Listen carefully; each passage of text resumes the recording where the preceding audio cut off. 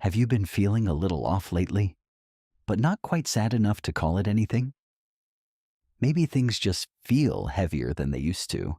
Maybe you're getting through your days, ticking off the things you need to do, but somewhere underneath it all, something isn't quite right, and you can't put your finger on what it is. Here's what most people don't know. Depression doesn't always look the way you think it does. It doesn't always arrive as overwhelming sadness or an inability to get out of bed. More often than not, it creeps in quietly, disguising itself as exhaustion, indifference, or just a vague, persistent sense that life has lost some of its color. And because these signs are so easy to dismiss or explain away, millions of people spend months, sometimes years, living inside a depression they never actually named. So if something has felt different recently, and you've been chalking it up to stress or getting older or just having a rough patch, this video might explain something you've been carrying without a word for it. Here are 10 subtle signs that what you're experiencing might actually be depression, and why recognizing them early could change everything. Sign 1. You've stopped enjoying things you used to love. Think back to the things that used to light you up. A hobby, a show you looked forward to, time with certain people, a creative outlet that felt like yours. Now ask yourself honestly, when did you last actually enjoy one of those things? Not just do them, but genuinely feel something while doing them. One of the quietest early signs of depression is what psychologists call anhedonia, the gradual loss of pleasure in things that once brought it. It doesn't happen dramatically. You don't wake up one day hating everything you used to love. It's more like the enjoyment slowly drains out, and you keep doing the things out of habit, wondering why they don't feel the same anymore. Some people assume they've just grown out of their interests. Others tell themselves they're too tired. But the truth is, when pleasure consistently fails to show up, even in the moments you've specifically set aside for it, that's worth paying attention to. If you're noticing this, take a moment to hit the like button. Because what you've been quietly telling yourself is laziness or burnout might actually be something more specific. And having a name for it is where things start to change. Sign 2. You're more irritable than you used to be. Depression is most often described in terms of sadness. But for a lot of people, particularly those in the early or middle stages, it doesn't feel like sadness at all. It feels like frustration, like everything is slightly more annoying than it should be. Like your patience is shorter, your reactions are bigger, and you spend a lot of time feeling vaguely angry without quite knowing why. This is especially common and especially easy to miss because irritability doesn't look like depression to the people around you or even to yourself. It looks like stress. It looks like a bad mood. It looks like being snappy with someone you care about and then feeling guilty about it afterward, which then adds its own weight. The internal experience of depression isn't always tearful. Sometimes it's this low, grinding friction with ordinary life that shouldn't be this difficult. Sign 3. Small tasks feel disproportionately exhausting. There's a particular kind of tiredness that comes with depression that's different from ordinary fatigue. It's not just physical. It's the kind where answering a simple message feels like an enormous effort, where making a decision about what to eat requires more energy than it should, where things you used to handle automatically now require what feels like a deliberate act of will just to begin. Psychologists sometimes describe this as cognitive depletion, the mental resources that depression quietly consumes in the background, leaving less available for everything else. And because people experiencing this can often still function, still go to work, still respond to people, still manage the basics, they rarely identify it as a symptom of anything. They just think they're disorganized or distracted or not trying hard enough. That self-criticism then becomes its own weight, pressing down on top of the original exhaustion. Save this video. Because the next time you notice yourself struggling with something that should feel simple, you're going to want a framework for understanding why. And this is it. Sign 4. You've been isolating without fully realizing it. Has it been a while since you made plans with someone? Not because anything happened, but just because you didn't feel like it. And then the not feeling like it kept going? Maybe you've been telling yourself you're just introverted or busy or in a phase where you need more time alone. And maybe that's true, but there's a difference between choosing solitude because it restores you and withdrawing from people because connection feels like it costs too much right now. Depression has a way of making social interaction feel like a performance. You know you'd have to show up, engage, respond to things, manage how you come across. And that alone can feel like more than you have to give. So you cancel. You don't respond. You tell yourself you'll reach out soon, and then soon keeps moving forward. The social world gets smaller and smaller, and because it happens gradually, it can be months before you realize how much distance has grown between you and the people you care about.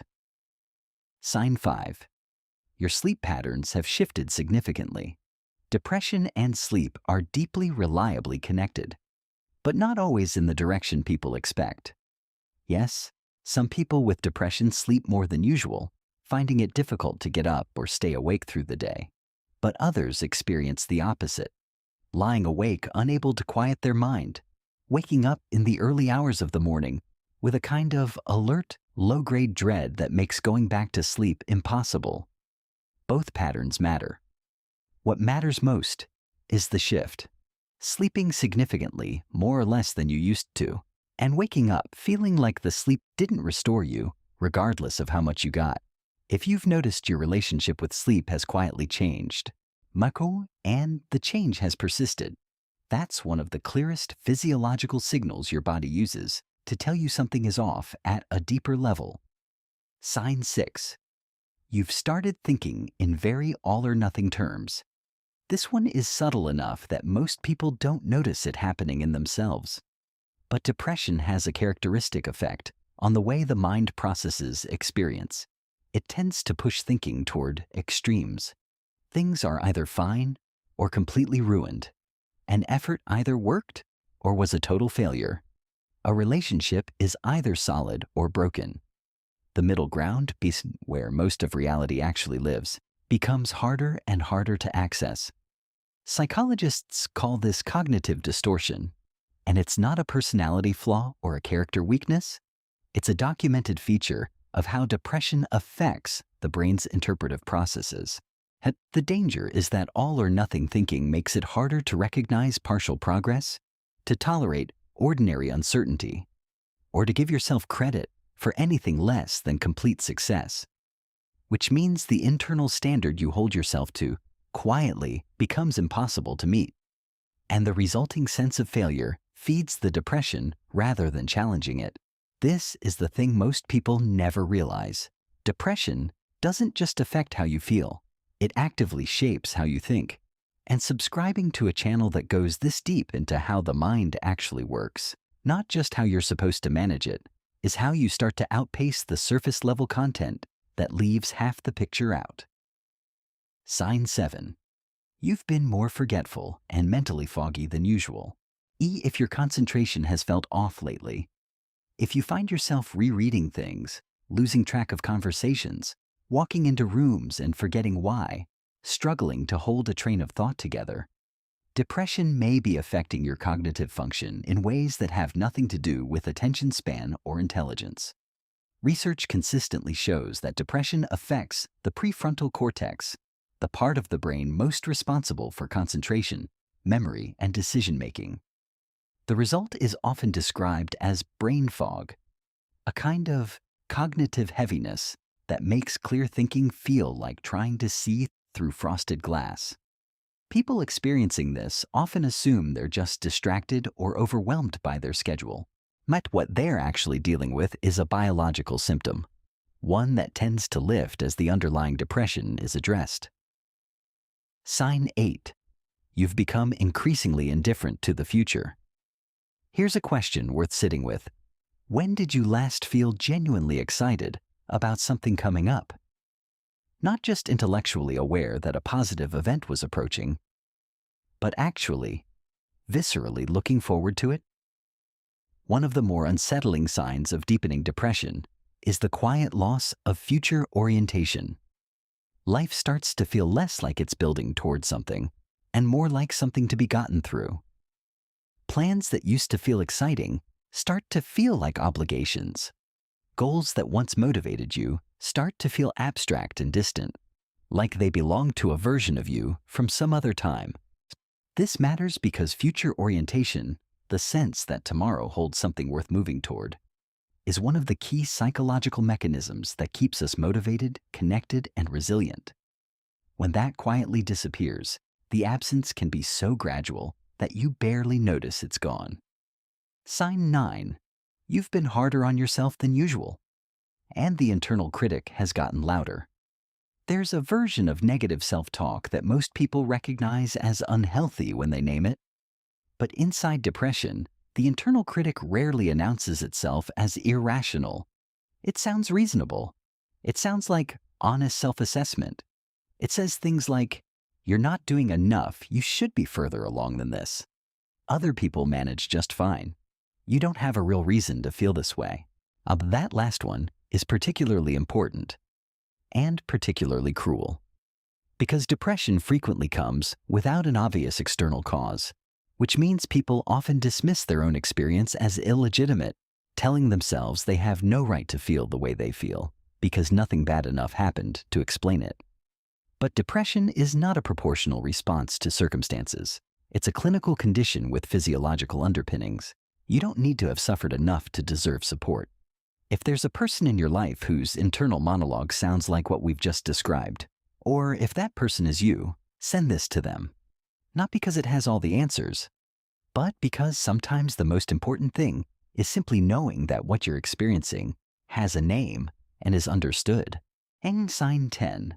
Something just feels different and has for a while. This last one is the hardest to articulate and the easiest to dismiss. It's that persistent, low-level sense that something is off, not dramatically wrong, not crisis level, just different, muted. Like you're slightly behind a pane of glass from your own life. Some people describe it as feeling like they're going through the motions. Others say it's like the volume on everything has been turned down a few notches. It's not dramatic enough to feel like an emergency, which is exactly why it persists. Because it doesn't seem urgent, it gets rationalized as normal, as just how things are now, as getting older, or being tired, or having a lot on your plate. But here's what the research keeps showing. The longer these subtle signs go unaddressed, the harder they become to treat, and the more deeply they embed themselves into how you experience daily life. Catching this early, naming it early, genuinely changes the trajectory. There are videos on this channel that go deeper into each of the mechanisms we've touched on today and what it looks like to start working your way back through them. That's where this conversation continues. And it's worth following through on, because what we covered today only gets you to the edge of what's actually happening beneath these signs. If any of what we covered today reflected something you've been quietly carrying, that recognition alone is meaningful. And if you or someone you care about might be experiencing these signs, please don't hesitate to reach out to a mental health professional. These are real symptoms. They deserve real support. Mak, if this video named something you've been struggling to put into words, drop it in the comments, the specific sign that hit closest to home, and how long you've been noticing it without knowing what to call it. Reading those responses makes this topic land differently for everyone in this community who needed to hear that they weren't alone in it. Don't forget to subscribe, and as always, thanks for watching.